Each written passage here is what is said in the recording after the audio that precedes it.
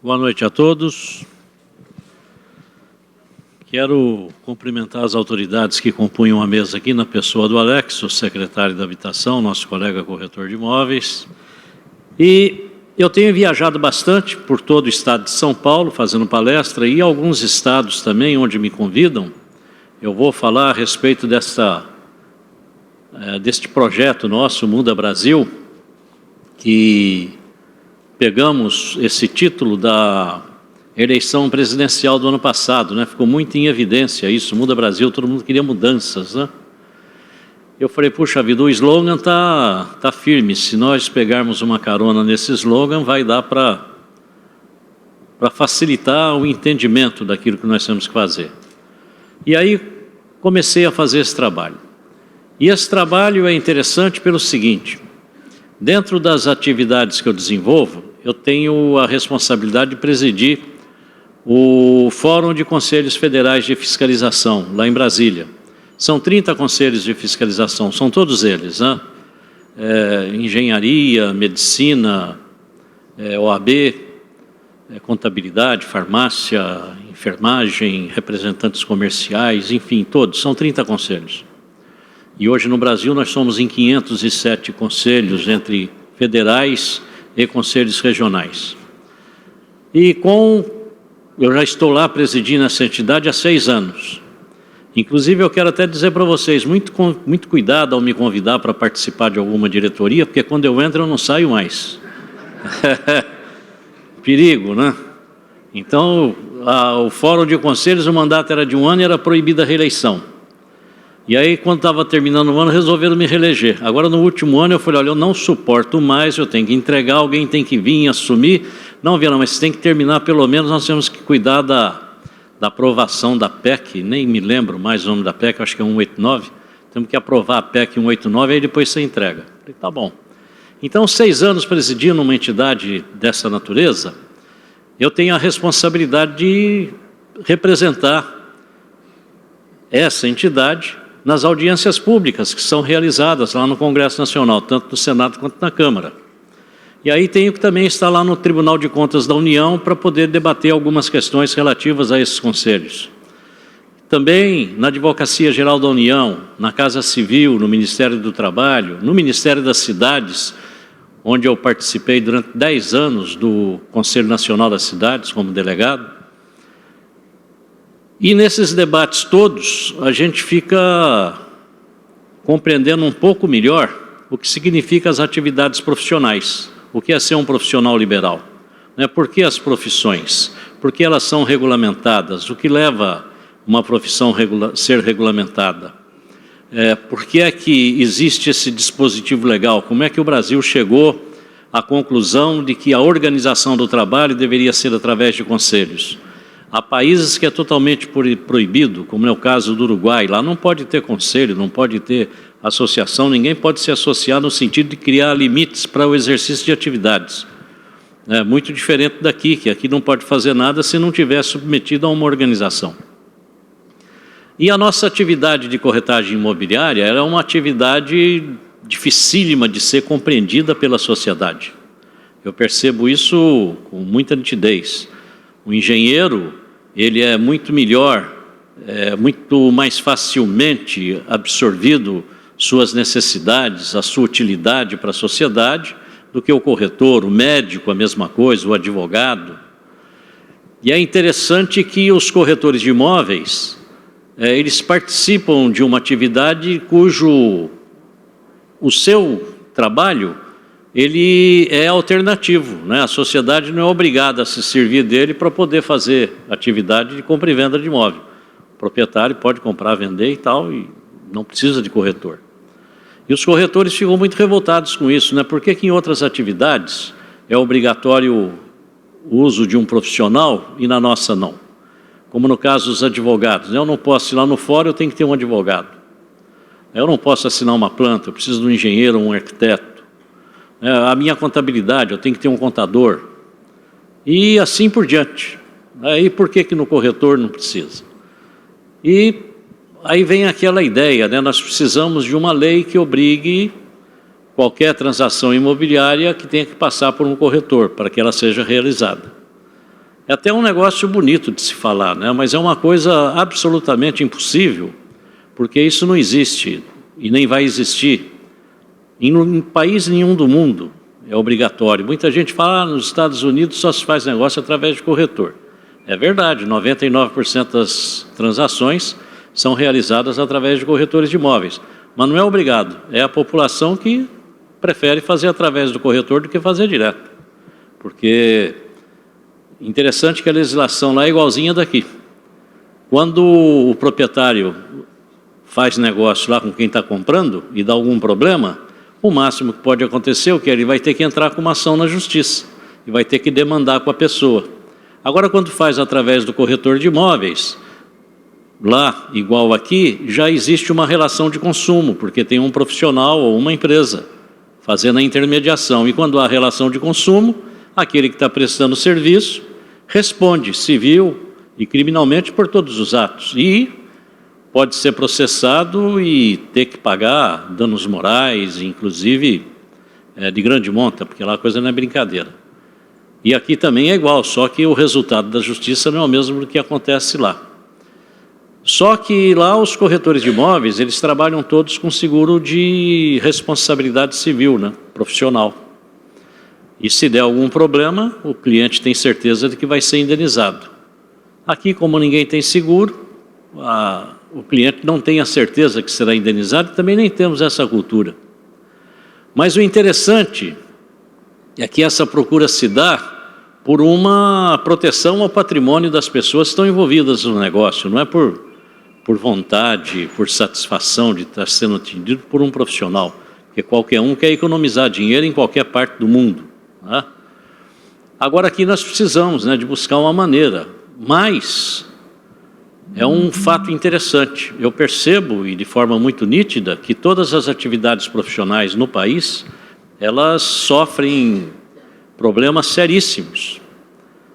A força do dinheiro, né, os empresários que têm interesse em determinadas áreas, quanto maior for a desregulamentação, melhor é, porque aí qualquer pessoa pode exercer qualquer atividade. Vocês vejam no caso dos jornalistas, por exemplo. Eu sou jornalista, meu MTB é 51001, e eu vejo com muita tristeza, né, a profissão não ser reconhecida pela sociedade. E a gente sabe muito bem que uma profissão só é reconhecida depois que tem uma lei que passa pelo Congresso Nacional. Caso contrário, não é. E os jornalistas têm esse problema. E quando foi para o Congresso Nacional uma proposta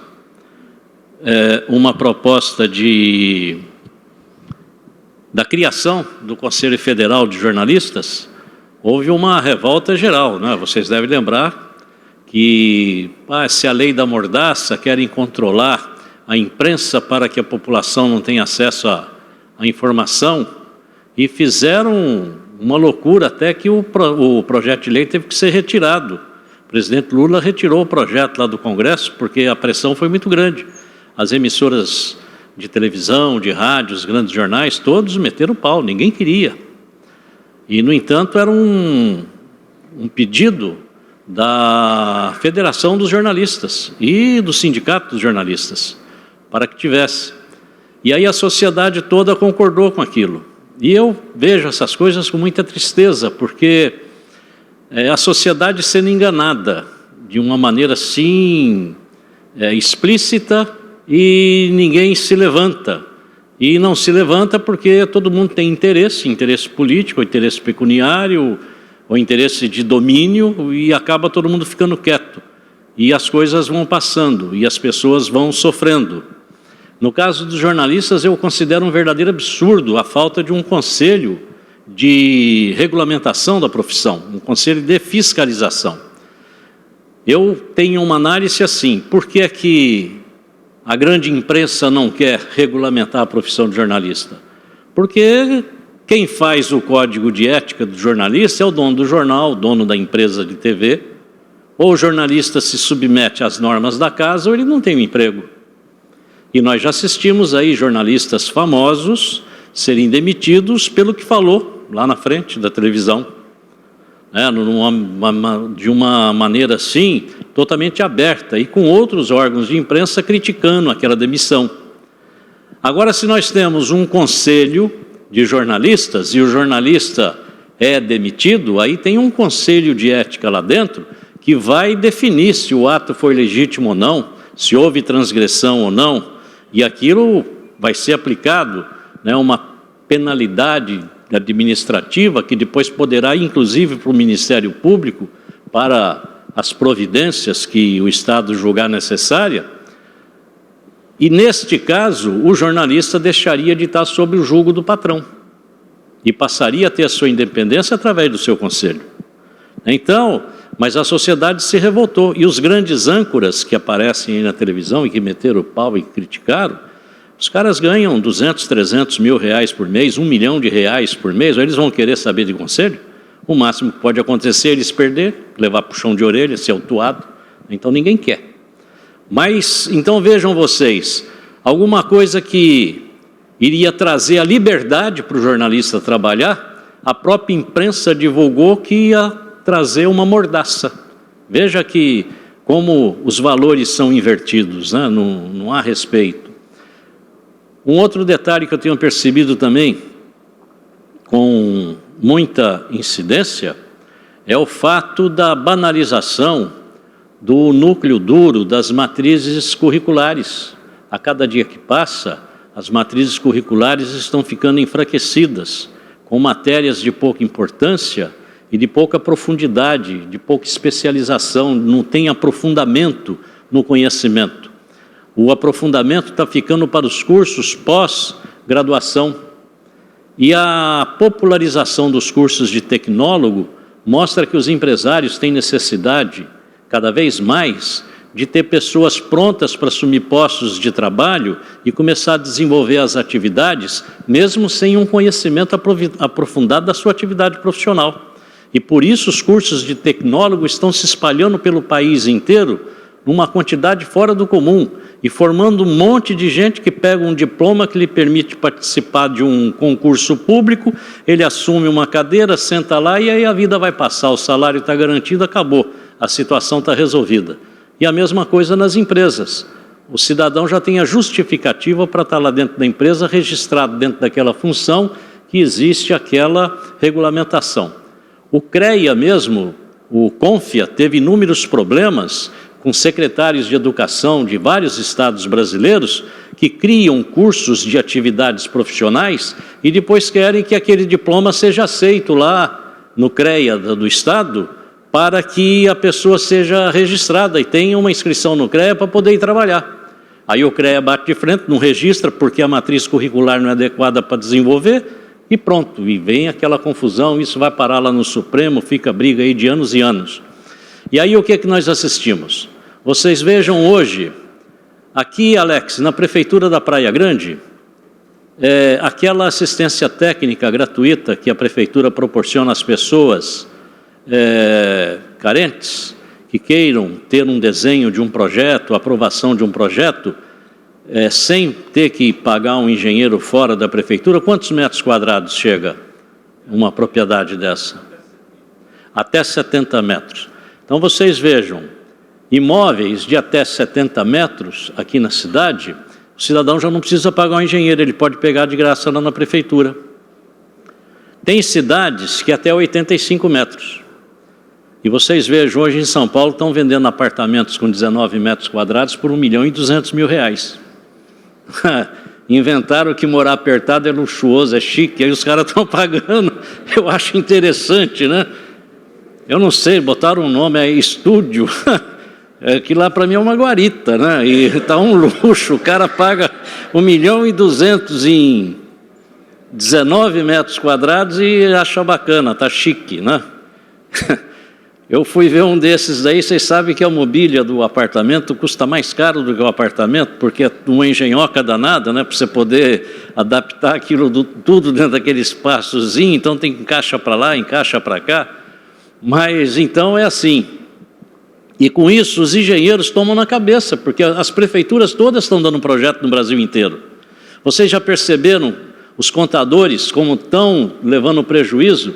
A cada dia que passa, tem modalidades de empresa que você pode ir lá abrir, não precisa de contador para assinar nada, você mesmo faz diretamente, você mesmo preenche as suas guias, imprime lá no site da Caixa Econômica Federal, recolhe, paga, acabou, não precisa de contador.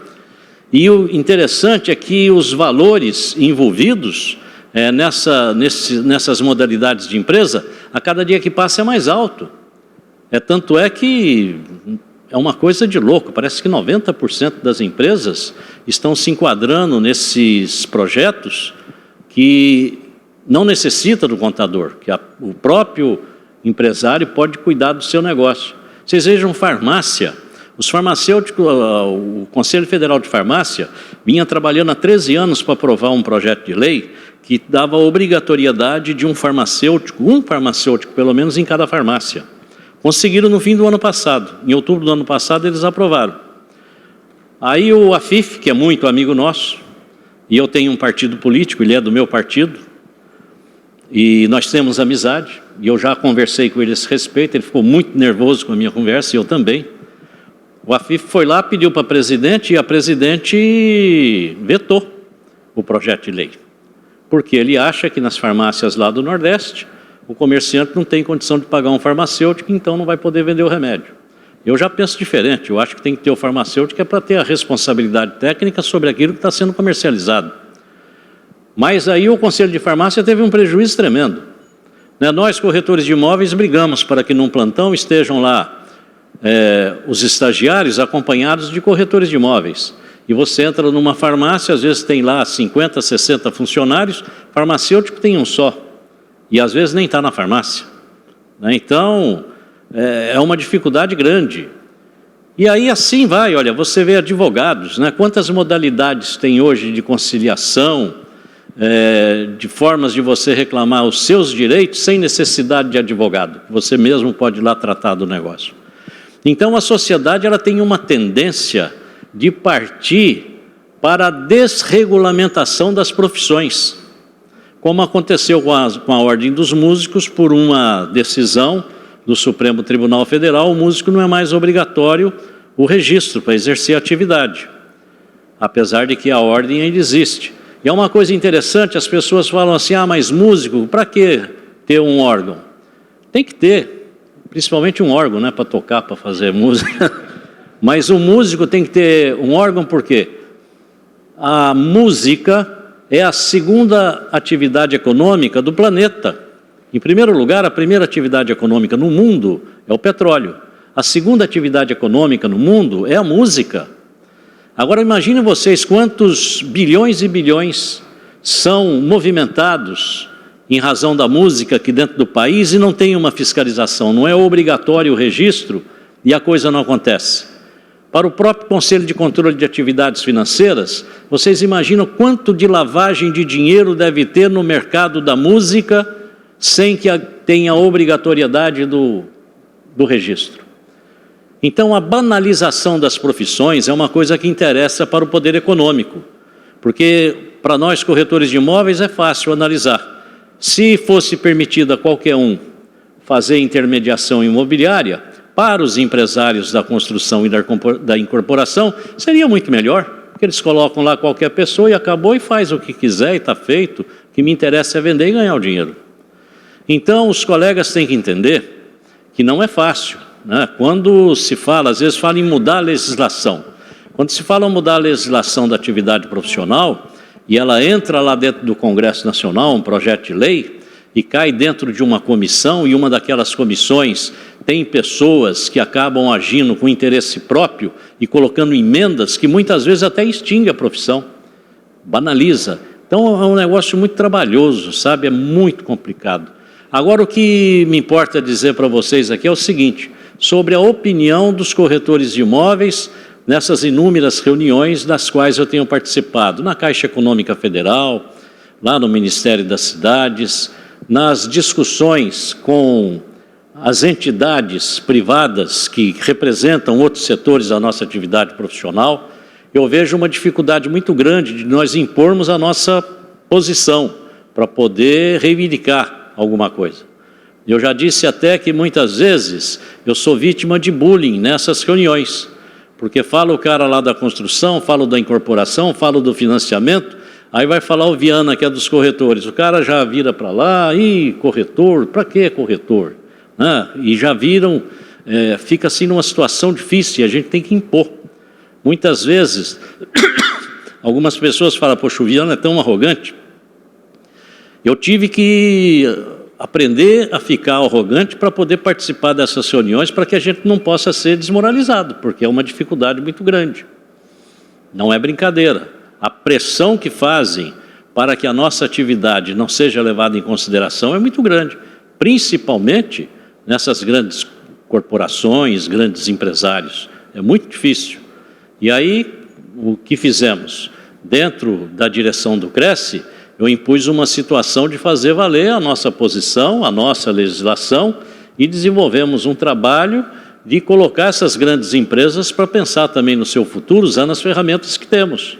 E a partir do momento que as ferramentas foram usadas, muita coisa mudou. E hoje já encontro uma determinada facilidade de diálogo, inclusive até interesse. É muito salutar eu receber lá no Cresce nomes de empresários que têm renome internacional. Vai lá no Cresce, olha, nós estamos entrando na área da intermediação, estou aqui me colocando à disposição. Um deles eu falei, um dos maiores do Brasil. Falei, puxa vida, mas você vinha aqui no Cresce, para quê? Ele falou, não, Viana, o Cresce está muito respeitado. Quando se fala no Cresce aí fora, o respeito é muito grande. Então, as coisas vão ficando assim, vão se amoldando, vão melhorando. Agora, esse nosso slogan aí, Muda Brasil, por quê? Pelo seguinte, nós somos hoje 159 mil inscritos no Cresce, estamos chegando a 160 mil, acho que chega esse mês, 160 mil, até o fim do mês. Que dia que é a entrega de carteira, Jaime? Dia 30? Então, até dia 30 a gente chega a 160, né? São 160 mil inscritos, tem 108 mil e poucos ativos, quase 109 mil, vamos chegar a quase 110 agora. E, para que vocês tenham uma ideia, no Cresce nós temos hoje cerca de 30 mil processos éticos disciplinares. Veja que dificuldade. É um negócio sério. Se bem que nós temos que levar em consideração que a sociedade também não é muito honesta. Muita gente vai lá dar queixa querendo levar algum tipo de vantagem indevida sobre o corretor de imóveis. E ele vai lá dar queixa e nós temos que instruir o processo. E aí ele vai ser apreciado e às vezes aquilo demora anos para chegar ao fim. Talvez por isso seja esse grande número também. E boa parte deles são arquivados por não ser procedentes. Mas é um número de processo grande que nos chama a atenção, que requer muito trabalho do Cresce, muitos funcionários, consome um dinheiro tremendo, mas é um trabalho que tem que ser feito. E aí, chega-se a um resultado. A profissão tem 53 anos, dia 27 de agosto, agora nós vamos completar 53 anos de regulamentação da profissão. Ora, 53 anos de atividade profissional já era para ela estar bem consolidada no âmbito da sociedade para que fosse aceita com mais naturalidade. E aí nós procuramos saber os motivos, né? Por que a sociedade não aceita? Qual é a dificuldade que temos? E eu passei a estudar o nosso código de ética, mas estudar com detalhes e com muito maior profundidade, saber. E o código de ética dos corretores de imóveis é impressionante, é uma obra-prima, é um trabalho fantástico. Ele, apesar de ter todos esses anos, é como se ele tivesse sido escrito hoje, porque ele é de uma atualidade fora do comum. E é um código que diz a respeito de conduta, de seriedade, honestidade, e isso não tem data, né? E eu procurei saber, falei, por que os corretores não seguem esse código de ética? Porque é interessante, a maioria não segue. E aí eu comecei a perceber que os colegas não leem o código de ética. Parece que é uma coisa assim que não tem necessidade. E como nas outras atividades, as pessoas correm atrás de um diploma para poder participar de um concurso ou então ter uma autorização para exercer uma função. E eu percebo nitidamente pelos e-mails, milhares de e-mails que recebo no Cresce, que boa parte das pessoas estão desesperadas para receber a carteira do Cresce para sair para trabalhar e ganhar dinheiro. Mais nada. E ninguém se preocupa em desenvolver a sua capacidade intelectual, seu conhecimento, seu aprofundamento na matéria. Tanto é que nós pegamos aí de todas as áreas, médicos, advogados, engenheiros, que depois que faz o concurso público, se coloca lá dentro de uma repartição, a vida vai passando e ele não consegue acompanhar, não acompanha a tecnologia, a informática, fica lá. E a vida passa e ele está lá com o salário dele e acha que está bom. E a mesma coisa no nosso ramo, dos corretores de imóveis. Muita gente quer apenas autorização para estar fazendo a intermediação, porque a única coisa que interessa para ele é ganhar dinheiro, e não importa como, e de qualquer jeito. E aí, para que código de ética se meu negócio é ganhar dinheiro? Se nós sairmos aqui na rua agora e perguntar para as pessoas que passam, o que é que o corretor de imóveis faz? Com certeza absoluta, 100% dessas pessoas vão responder: corretor de imóveis vende imóveis. Com certeza é isso que vai se fazer. E é uma coisa interessante, o código de ética do corretor de imóveis proíbe que o corretor venda imóvel. E pouca gente sabe. E quando eu falo isso, colegas antigos de profissão falam: pô, que absurdo, mas se eu trabalho com venda de imóvel... Não, você não vende, você faz intermediação. O código de ética, ele diz que nós temos que prestar ao cliente todas as informações para que ele decida o que ele quer. Nós não podemos influenciar na decisão do cliente. A decisão tem que ser dele. Se ele comprovar no futuro que fez um negócio influenciado pelo corretor, o corretor poderá responder por perdas e danos. E ninguém leva isso em consideração. Mas o que eu vejo aí é curso de venda para corretores de imóveis. Vejam só vocês que absurdo. Curso de venda para corretor de imóveis. Quer dizer, imagina um corretor de imóveis vendedor. Pode ter desastre maior para uma pessoa que quer comprar um imóvel ser atendido por quem quer vender um imóvel para ele? O quanto esse cidadão vai suprimir de informação, vai falsear de informação, porque o seu negócio dele é venda, o resultado é a venda, não é assessoria. É um desastre. E isso, eu quero dizer para os colegas, isto mata a nossa profissão, desmoraliza a nossa profissão. Imaginem vocês uma pessoa entrando no escritório imobiliário, ele vê lá atrás da escrivaninha um corretor. E ele interpretando o corretor como um vendedor. Eu entrei lá para ser atendido por ele. O que é que ele vai fazer? Ele vai tentar me vender. O que é que ele vai me tentar me vender? O que é mais fácil para ele. E o que ele pode ganhar mais. Então eu tenho que ter cuidado para interpretar se o que ele vai falar para mim é bom para mim ou não. Agora imagine vocês, se uma pessoa entra no escritório imobiliário, sabendo que aquele cidadão que está ali atrás da escrivaninha, ele vai fazer uma assessoria, ele vai me dar uma consultoria, ele vai trabalhar para que meu patrimônio não corra risco, ele vai me dar uma opinião técnica acerca de um negócio que eu quero fazer e eu é que vou decidir aquilo que eu devo adquirir ou não, ele vai apenas me assessorar. Olha, imagina a confiança da pessoa que vai entrar, é totalmente diferente, a interpretação é outra. E nós, corretores de imóveis, não estamos enxergando isso. Nós estamos deixando ser interpretados como vendedores e muitos colegas agindo como vendedores. E quando você chega dentro de uma organização imobiliária, tem curso de venda lá dentro. Tem técnica de venda, porque quando você ensina técnica de venda para um corretor de imóveis, você está ensinando o corretor a cometer irregularidades. Você está criando um malandro, você não está criando um profissional. Porque o corretor não pode vender. Ele tem que prestar assessoria. E quando o cliente entender isso, ele vai nos aceitar muito melhor, porque ele tem a certeza de que nós estamos lá defendendo o seu interesse, e não o nosso interesse. Então, colegas, essa palavra venda, ela tem que ser riscada do nosso dicionário. Quando nós fizemos esse estudo, chegamos a essa conclusão, todos os nossos cursos e palestras são proibidos de falar em venda.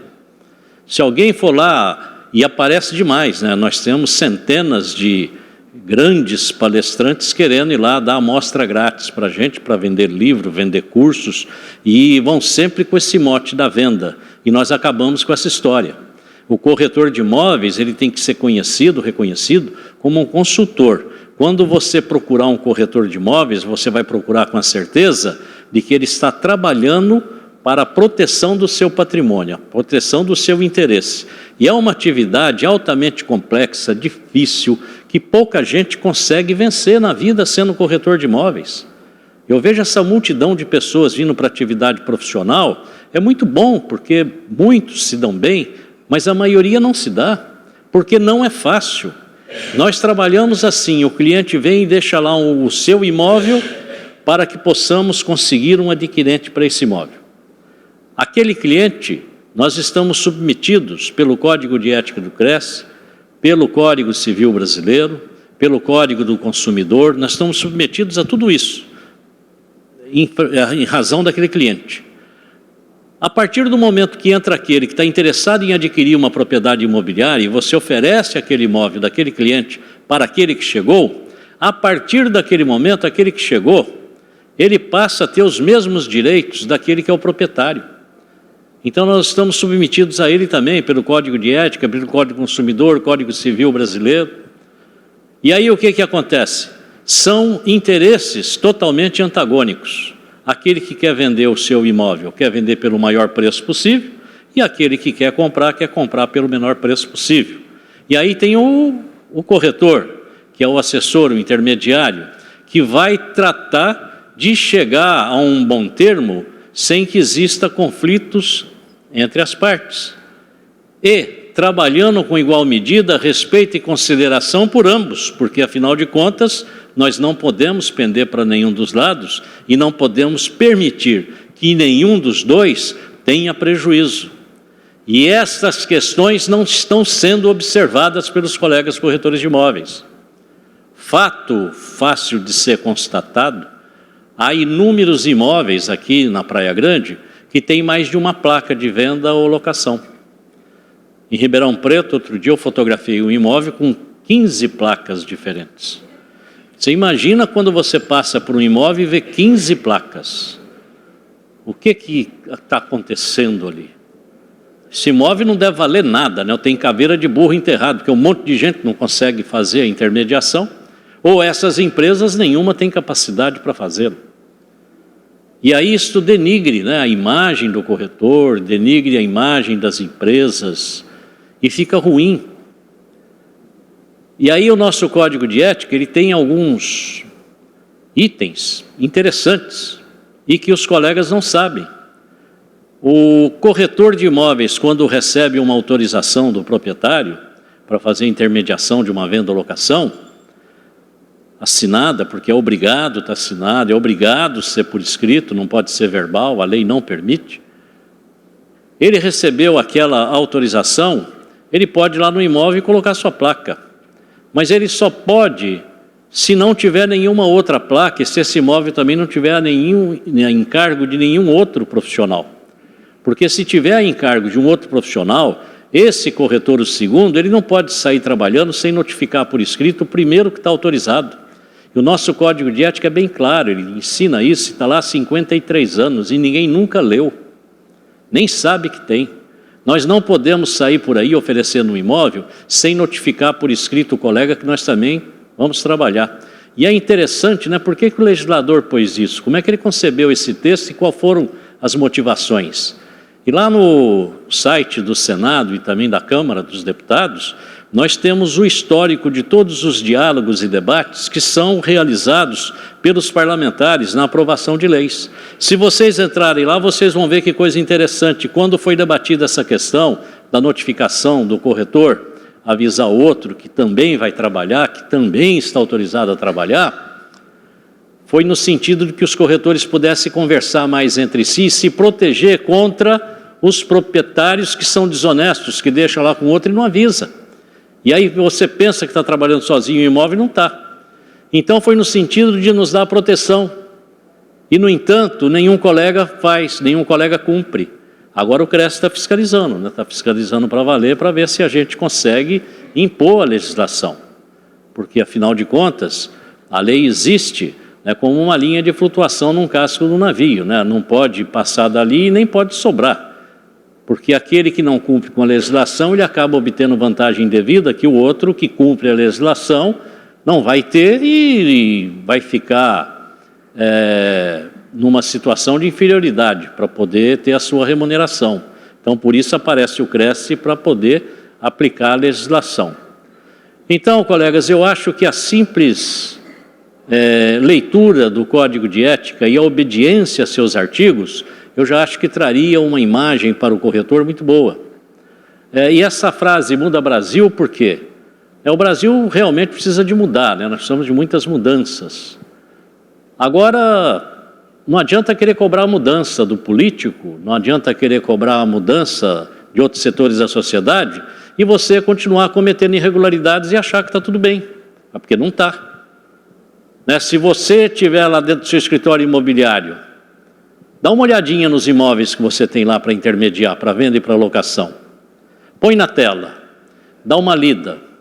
Fala, esse imóvel eu ofereceria para o meu filho, para o meu irmão, para o meu pai. Poderia dizer para ele, olha, compra que o negócio é bom. Pode comprar que a coisa é boa. Se a resposta for não, tem que deletar. Porque se não serve para alguém da tua família, não serve para mais ninguém.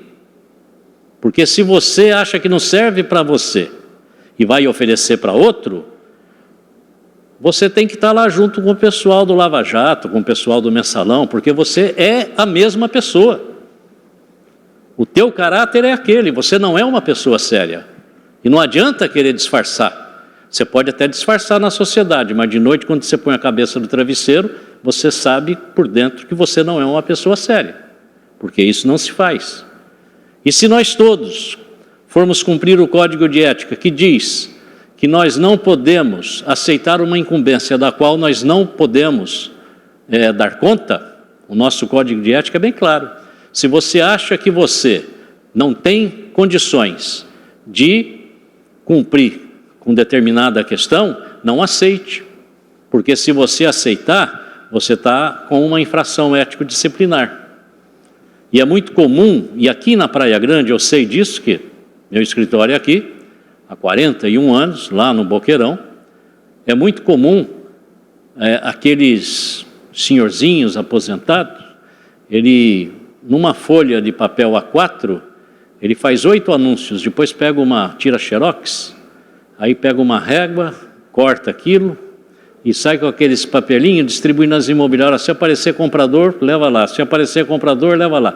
Não quer assinar autorização e normalmente o preço está fora de mercado. E o corretor aceita. Então, quando um corretor aceita uma intermediação da qual ele sabe que não vai conseguir realizar, ele está cometendo uma falta gravíssima.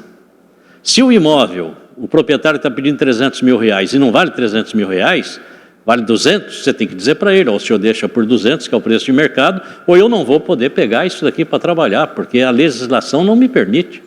Agora, se você aceita para ser bonzinho, né, bonzinho não vai para frente, bonzinho fica na miséria, não vence em nada. Nós temos que ser sérios, ser honestos e tratar com equilíbrio. Para que aceitar uma incumbência dessa? Aí o cliente deixa lá contigo o imóvel. Ou mesmo aquele que autoriza por escrito e você acaba aceitando, fica lá 5, 6 meses, 1 ano. Você não aparece com uma proposta, aí o cliente sai aí pela rua dizendo, aquela imobiliária lá não vale nada, deixei o imóvel lá, está fazendo 6 meses, não me deu um telefonema, não fez uma proposta, quer dizer, não tem capacidade para trabalhar. Não é ele que está ruim, o negócio dele que está ruim, é a gente que não sabe. E aí, colegas, nós não podemos aceitar, nós temos que falar de forma bem clara para o cliente, olha, não vale e eu não posso trabalhar, ou o senhor faz num preço que eu tenha condições de trabalhar, ou então eu não vou aceitar. E se nós todos fizéssemos isso, a nossa profissão, em menos de 1 ano, ela seria tão respeitada quanto é a do médico, a do engenheiro, a do advogado, ou mais ainda, porque os valores com os quais nós lidamos são valores expressivos. Normalmente, a totalidade de recursos que a pessoa tem ali para fazer uma transação no momento que ele nos procura. E, às vezes, representa anos de sacrifício de uma família. Então, a nossa responsabilidade é muito grande. E nós não podemos banalizar a nossa profissão como está banalizada. Então, esse é o recado, né? Muda Brasil. Mas vamos começar a mudar por nós, corretores de imóveis. Disse Confúcio, me parece, se você quer mudar o mundo, primeiro mude a você mesmo, depois sua família, seu bairro, sua cidade, seu país, né? Aí vai mudar o mundo. E ele disse, se ao término da jornada você tiver conseguido mudar pelo menos a você mesmo, já vai ser uma grande vitória. Então, nós temos que nos policiar diariamente, cobrar isso diariamente de nós mesmos. O cumprimento da nossa legislação, no mínimo, para que a gente possa ter dignidade, para ser respeitado. E uma coisa é certa, Se em 53 anos essa profissão não está consolidada no âmbito da sociedade como uma profissão de respeito, é porque nós agimos errado em 53 anos. Então está mais do que comprovado que agir dessa forma não leva a nada. Ou nós mudamos, ou nós extinguimos. E essa questão da extinção de profissões aqui no Brasil, como eu disse no começo, é uma coisa muito provável de acontecer em muitas atividades profissionais. Vocês vejam a pressão que fazem para que tenha negócio direto com o proprietário, sem corretor, os sites que tem aí na internet e que são potencializados pela mídia. E todas as vezes que sai na mídia alguma coisa é sempre a nosso desfavor, nunca é a favor. As notícias negativas são levadas de uma forma fora do comum. Saiu numa rede de televisão, que eu não vou mencionar o nome, para não dar direito, mas saiu que é uma das maiores redes do Brasil e do mundo, depois vocês deduzem aí quem é. Mas saiu lá num programa que eles passam todo domingo, que era um grande programa, hoje está caidão, que um conjunto habitacional do Minha Casa Minha Vida, viu, Alex, lá em São Paulo, tinha sido tomado pelo PCC, e que os corretores de imóveis estavam vendendo os imóveis do Minha Casa Minha Vida. E que lá dentro daquele conjunto não tinha mais os verdadeiros proprietários, era somente invasores, criminosos e os aproveitadores que fizeram a aquisição. Falei, puxa vida, como é que pode? Não, um negócio assim. E nós temos um convênio com a Caixa Econômica Federal, que nós assinamos lá com a presidência da Caixa, assumindo a responsabilidade da fiscalização do Minha Casa Minha Vida em todo o território nacional. O COFES é o responsável pela fiscalização.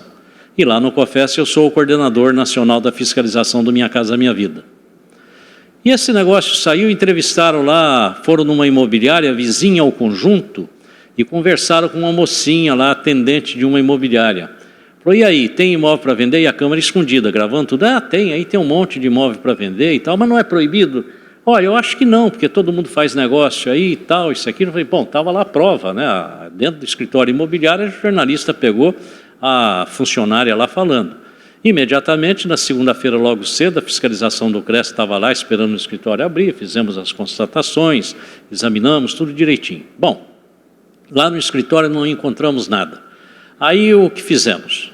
Tinha parte da fiscalização nacional, que cada conselho regional pega seus melhores agentes fiscais, e aí o CRES que requer, eles mandam aquele grupo de agentes que, somado aos seus agentes locais, fazem um trabalho de fiscalização mais apurado no momento em que está a fiscalização nacional. E eu tinha requerido a fiscalização nacional aqui para o Estado de São Paulo pela primeira vez, até para mostrar para eles os nossos equipamentos aqui no CRES, que são os equipamentos mais sofisticados que existem para que a fiscalização possa exercer um bom trabalho. E eu queria que todos os CRESs do Brasil conhecessem isso através dos agentes fiscais. E eles vieram para cá, e eles estavam aqui nesse momento. Aí eu marquei uma blitz nesse conjunto habitacional. Era um conjunto pequeno, 480 unidades apenas, e aí eu fui requerer força policial para acompanhar os 108 agentes fiscais que estavam lá para fazer o trabalho. Aí o delegado falou, de jeito nenhum ali, ninguém nem passa na porta, você está louco, lá é PCC. Falei, puxa vida. Aí, vamos na Polícia Federal, porque quando a Polícia Federal fez o convênio com a Caixa Econômica Federal, eu procurei o delegado coordenador da fiscalização do Minha Casa Minha Vida, lá em Brasília, e fui falar com ele. Ele falou, eu sou do COFES, nós precisamos fazer um convênio para trabalhar em conjunto. Ah, mas se precisar, liga, nós vamos atender com o maior prazer e tal. Aí eu liguei, falei, está aqui, nós vamos lá fiscalizar. Ah, não, mas aquilo ali precisa de um planejamento, porque lá é antro de bandido, é muito perigoso, a gente não pode expor os nossos homens. Aí, o Júlio está aí? Tá, né? Está ali, o Júlio. Hoje ele é careca, coitado, ele tinha até cabelo na época que começou a trabalhar.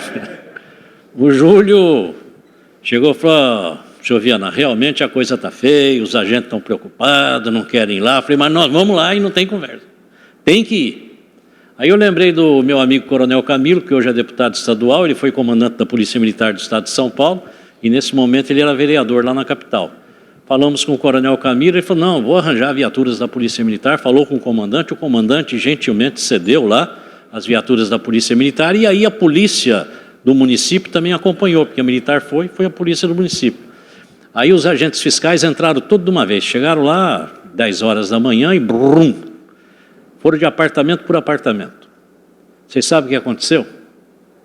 Não tinha uma invasão sequer. Todos eram proprietários. Não tinha um bandido dentro daquele conjunto. E isso foi feito de sopetão.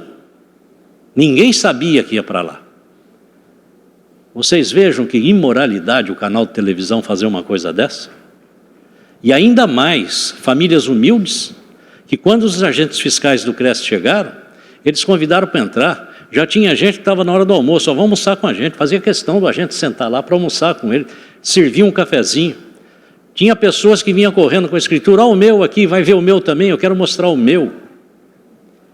Veja que coisa insidiosa, coisa imoral, o canal de televisão fazer um negócio desse. Esculhambar com a nossa atividade profissional. Desmoralizar um programa do governo, que é um programa sério. Vejam, onde é que nós vamos parar? Né? Que país é esse, não é verdade? Aí falam só dos políticos, né? E esse mesmo canal, numa TV regional, lá de Araçatuba, falou também de um outro conjunto habitacional que estava na mesma situação, idêntico ao que aconteceu em São Paulo. Nós mandamos os agentes fiscais, a polícia não quis ir junto, foi a polícia do município. A Guarda Civil da cidade nos acompanhou, mas nenhuma outra polícia quis nos acompanhar e nós fomos lá com os agentes fiscais e não foi encontrada uma irregularidade sequer.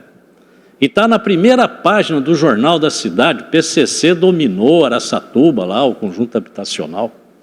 Não tinha ninguém lá dentro, só família, gente humilde, trabalhadores. Agora imagina, quem passa ali na frente passa com medo, passa com preconceito de pessoas que são pessoas como nós, só não ganham o que a gente está ganhando, mas está lá, são seres humanos. Então, colegas, nós estamos vivendo uma época difícil. Um político falou essa semana, nós estamos vivendo uma policrise, porque é crise para tudo quanto é lado e tudo quanto é jeito. Né? E aí a gente tem que ter cuidado. Mas, colegas, ou a gente muda o nosso modo de ser, né? Eu vejo, né, eu vou muito na feira, na feira tem banca de CD pirata, tem cabimento a gente aceitar uma coisa dessa, viver num país onde a propriedade intelectual é desrespeitada ao ponto da mercadoria ser vendida explicitamente sem... E quem está por trás desse CD pirata não é aquele coitado que está lá vendendo, não, são grandes quadrilhas internacionais, traficantes, sequestradores, eles é que estão por trás disso. E está lá e a gente permite, aceita, né? E tem pessoas da sociedade que vai lá e compra para ajudar a manter esse mundo do crime. E aí, voltando para poder encerrar a nossa conversa, eu acho que nós temos que mostrar para a sociedade que nós temos capacidade de trabalho, temos seriedade e honestidade, temos que fazer que os clientes entendam que nós somos profissionais que estamos ali dispostos a proporcionar proteção ao seu patrimônio, a fazer negócio com segurança, mostrar para ele que se ele nos dispensar do negócio, ele pode correr risco lá com a parte contrária, porque nós entendemos da documentação, sabemos verificar se um documento é falso ou não, sabemos todos os detalhes que implicam no que diz respeito ao valor, à validade da transação, né? Nós temos que mostrar isso. E para mostrar isso, só aplicando o código de ética. Quando o cliente chegar no teu escritório e você disser assim, olha, o senhor tem que assinar a autorização, senão eu não posso fazer intermediação. Aí o cliente fala, não, mas assinar eu não assino. Lá no meu escritório, mesmo há cerca de 2 meses atrás, domingo à tarde, eu estava lá, entrou uma senhorinha, eu estava despachando pelo CRES, o escritório não estava aberto. Mas ela entrou, eu falei, vou atender. Ela falou, o senhor pega a minha casa para vender? Eu falei, pego, claro, com o maior prazer. Peguei a ficha lá, falei, bom, vamos lá, comecei a preencher. Aí o nome da senhora, o nome e tal, o CPF. Para que CPF? Eu falei, para o CPF, porque precisa anotar na ficha aqui. Ah, mas o meu filho falou porque é para não dar o CPF para ninguém. Mas como é que a senhora quer? Eu vou ter que tirar uma certidão do imóvel, conferir se é seu, não sei se a senhora é dona. Ah, não. E tem que assinar? Eu falei, claro, o documento a senhora tem que assinar. Ah, mas o meu filho é advogado, falou que é para eu não assinar nada para ninguém. Eu falei, bom, então a senhora vai levar meu cartão para ele e vai dizer, olha, esse corretor aqui não aceitou a transação, a obrigação, porque eu não assinei. Se ele quiser falar comigo, manda ele me ligar, eu vou atender com o maior prazer, mas aqui eu não faço nada sem assinatura. Ah, tá bom, foi embora. Então eu tenho pedido para os colegas da seguinte forma, e é uma prática que nós temos adotado lá no Cresce que tem dado muito certo, são resultados excelentes, viu? Acreditem, porque vale a pena. Quando o cliente se negar a assinar uma autorização de venda ou locação, você anota o nome do cliente, o endereço dele, e aí manda um e-mail lá para a presidência do Cresce. Eu, quando recebo esse e-mail, com o nome e o endereço do cliente que se negou a assinar, eu faço uma carta, um ofício, e mando para ele pelo correio, carta registrada. E aí esse ofício vai com o seguinte teor, aproximadamente esse teor. Fulano de tal, o senhor esteve no escritório lá do Paulo Viazovski, tal dia, e ele pediu para o senhor assinar uma autorização. E o senhor se negou a assinar. Saiba que o senhor Paulo Viazovski estava agindo de maneira correta. A legislação obriga que ele tenha autorização assinada. Se porventura um outro corretor ou imobiliária aceitou a incumbência sem a exigência da assinatura, muito cuidado, seu patrimônio pode estar correndo risco. Porque se ele não respeitou uma regra básica, que é a autorização por escrito, ele provavelmente vai dispensar outras regras importantes e isso poderá colocar em risco seu patrimônio. Portanto, muito cuidado. Caso o senhor queira denunciar quem aceitou sem o cumprimento da legislação, por favor, telefone por número tal, ou então mande um e-mail para tal endereço eletrônico. E lá no Cresce, nós temos uma pessoa treinada especificamente para atender esse telefone. Né? São duas pessoas, um deles é o Júlio, esse que está aqui. Ah, vocês não fazem ideia, as pessoas ligam para lá desesperadas, porque eles recebem aquele ofício, né, Serviço Público Federal, brasão de armas, e aí ele fica apavorado. Eu acho que ele precisa ler umas 4 vezes o ofício para ele entender que aquilo não tem problema nenhum, porque a primeira coisa que ele pensa é que foi pego na malha fina do imposto de renda, que a coisa ficou ruim para o lado dele. Mas eles ligam para lá, é preocupadíssimo. E agora, o que vai acontecer? Não vai acontecer nada, nós apenas estamos alertando que é um cuidado que tem que ter, porque é para a sua proteção, afinal de contas, é um risco muito grande.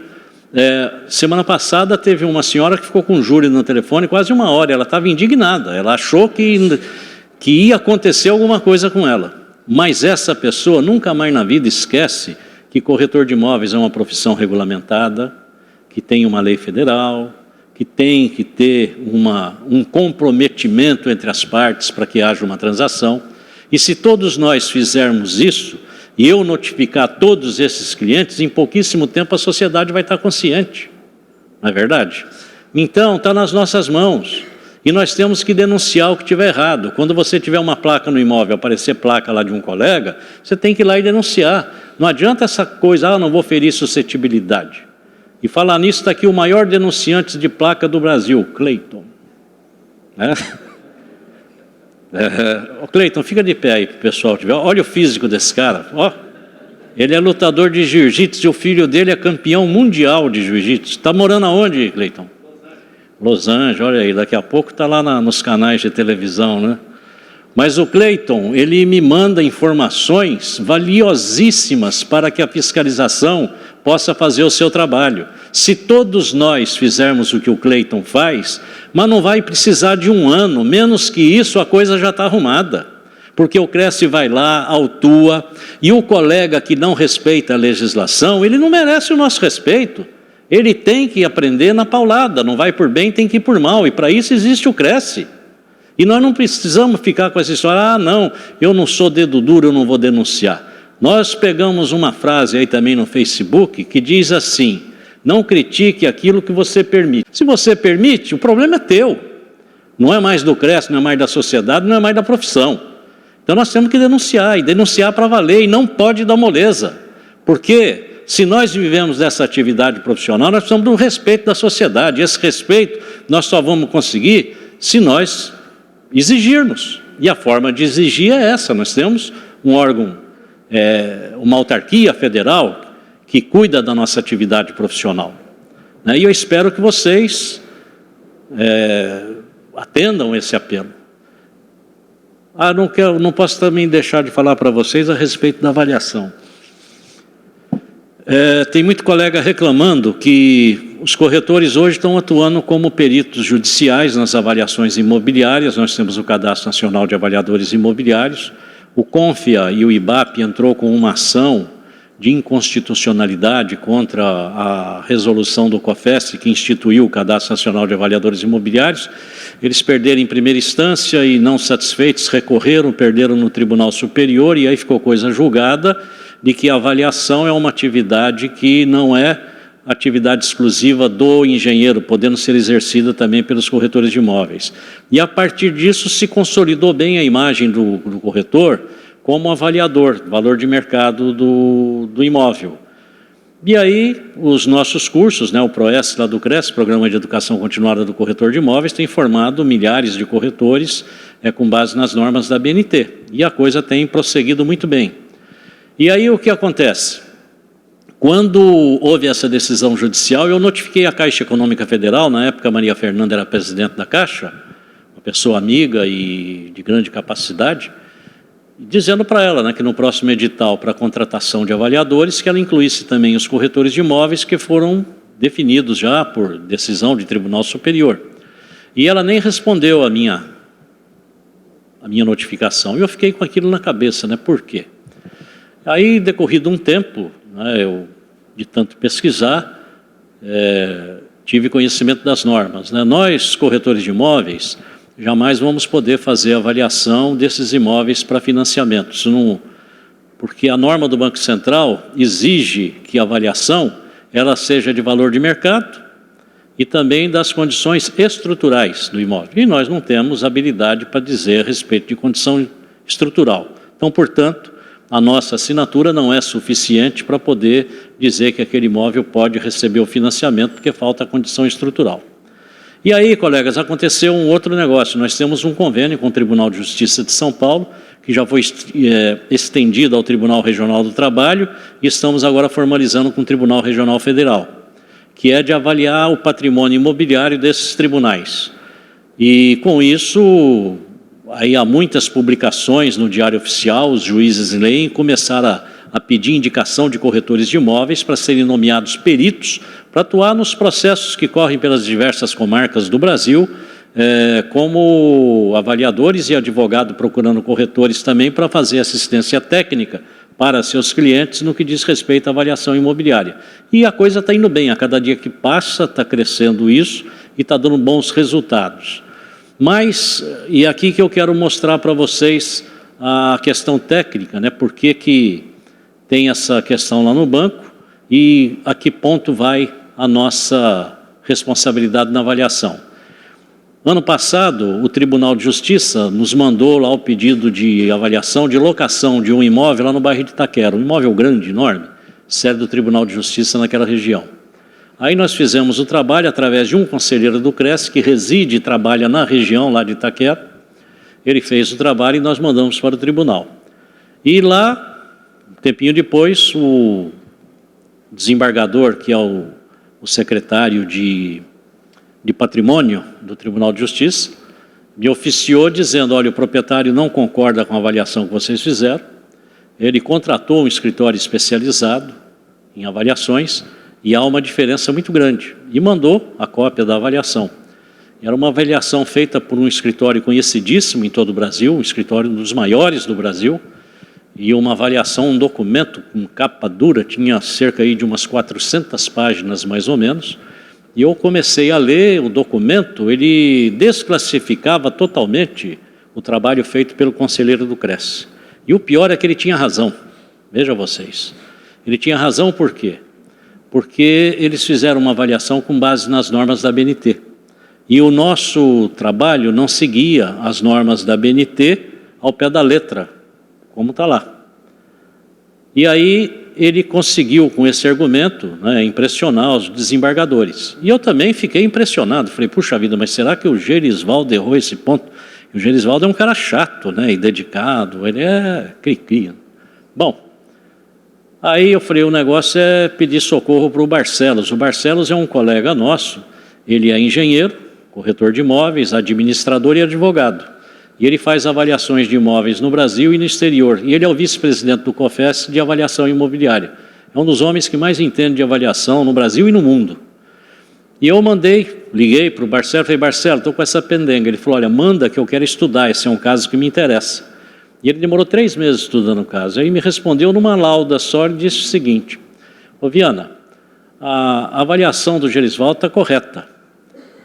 As críticas do laudo à avaliação do Gerisvaldo dizem respeito às normas da BNT. Porém, nós, corretores de imóveis, não estamos submetidos às normas da BNT. Essas normas, elas são para os engenheiros.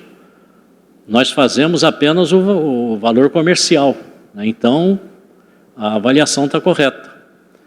Quando eu vi isso e vi todo aquele laudo, toda a sofisticação da apresentação do laudo, eu percebi muito nitidamente que a empresa, evidentemente, fez um trabalho que foi pago pelo proprietário. E eu fiz um ofício encaminhado ao diretor de patrimônio lá do tribunal, dizendo, olha, confirmamos a avaliação do conselheiro Gerisvaldo, e o trabalho que foi apresentado pelo proprietário, evidentemente, foi por ele encomendado e a empresa fez de acordo com o pedido do proprietário. Não há outra explicação. E aí fui lá pessoalmente entregar, bater um papo com o desembargador, e aí depois, um mês depois, ele me telefonou e falou, Viana, prevaleceu a avaliação de vocês. E aí ele me explicou o que aconteceu, foi muito grave, porque estavam renovando o contrato de locação daquele prédio.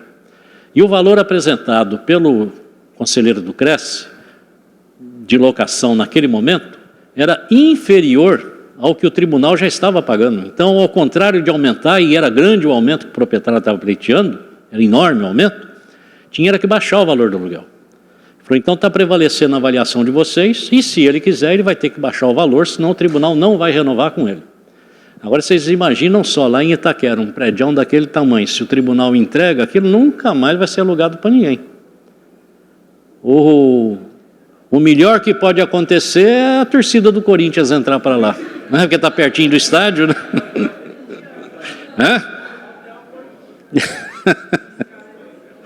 Não, mas desculpe os colegas corintianos, né? Brincadeira, mas é uma verdade, aquilo não aluga para ninguém.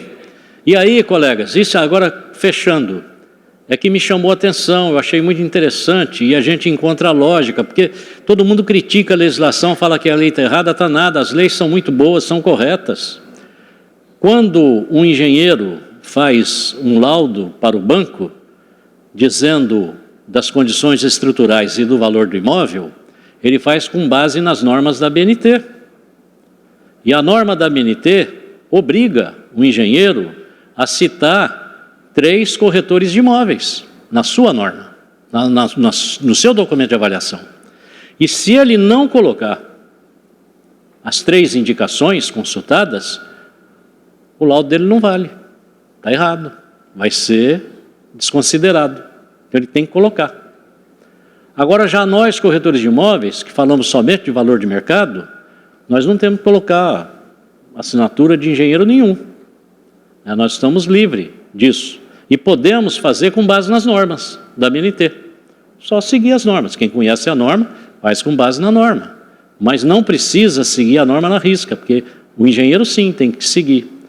E outra coisa, se nós quisermos fazer avaliação para banco, nós também podemos fazer. Desde que você coloque na sua empresa, pegue a declaração de um engenheiro responsável e que ele assine o laudo com você. Eles têm que colocar lá 3 corretores e você vai ter que colocar um engenheiro ou um arquiteto para assinar com você para que teu laudo tenha validade para o financiamento bancário. Também é possível. Então, quando a Caixa abrir a licitação para a contratação de avaliadores, você pode concorrer juntando um ofício no documento da tua imobiliária que você tem um engenheiro ou um arquiteto que assina com você os laudos. Acabou, você vai poder participar. E lá na Caixa é assim, ela não exclui ninguém. Só se tiver errado a documentação. Mas se tiver todo mundo correto, todos que se apresentam são acolhidos e ficam numa lista. Aí pelo CEP do imóvel, aquele que for mais próximo é o que vai ser convocado para fazer o trabalho de avaliação. Tudo coisa muito simples. Né? E quero encerrar, Alex, cumprimentando você, pedindo desculpas pela demora que foi, o tempo que eu tomei de vocês aqui com tanta conversa, e dizer que com a experiência que tenho de Praia Grande e com tantas viagens feitas pelo Brasil e o mundo, que nós estamos atravessando um período de determinadas dificuldades, né? A economia não vai bem e, com isso, o mercado imobiliário acaba sofrendo as consequências desses problemas econômicos do país. Demorou para nos alcançar, mas alcançou. Mas eu tive, num encontro internacionais de investidores internacionais, 2 anos seguidos, o ano passado e esse ano. E um dos países de maior interesse de todos os investidores do mundo é o Brasil. E estão muito interessados. É Rússia, Brasil e Turquia. São os 3 polos de investimento. E os investidores internacionais, eles têm muito dinheiro, mas muito dinheiro e não têm aonde pôr.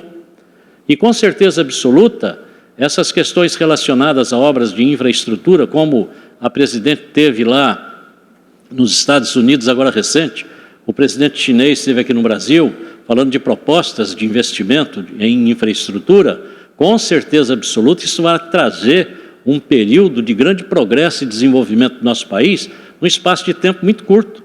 Então, todas essas dificuldades que nós estamos passando, nós precisamos lembrar também o seguinte: em 2004, quando começou esse momento virtuoso do mercado imobiliário, nós financiamos em 2004 apenas 5 bilhões de reais. 2014, que foi um ano ruim, 10 anos depois, nós financiamos 395 bilhões de reais. Então a coisa está ruim, mas está ruim num patamar lá em cima. Não é ruim como era antes, que estava lá embaixo e ninguém fazia nada. Nós ficamos 20 anos sem financiamento imobiliário, né? E agora tem banco correndo aí, tem banco fazendo convênio com o Cresce para que os corretores possam ser remunerados, ganhar comissão no financiamento imobiliário. Então a situação é ruim, mas ruim num patamar elevado. Ah, está falando aqui do nome fantasia. Olha, quem tem nome fantasia que se cuide, porque os PROCONs estão pegando no pé, viu? O Cresce está notificando apenas, nós não estamos multando ninguém. Agora é crime, quem usa nome fantasia sem registro é crime. Tem que ter jurídica para ter nome fantasia. E isso é crime previsto lá no Código do Consumidor, até 3 anos de cadeia e multa de até 20 mil reais. E aí tem aquela solução de se registrar como empresário individual, que você mesmo pode cuidar lá dos seus interesses, em vez de pagar 27,5% de imposto de renda. O ISS na Praia Grande, quanto é que é, Alex? 3%. Então, 27,5% de imposto de renda mais 3% de ISS são 30%. O corretor vai pagar na hora que ele recebe a sua remuneração.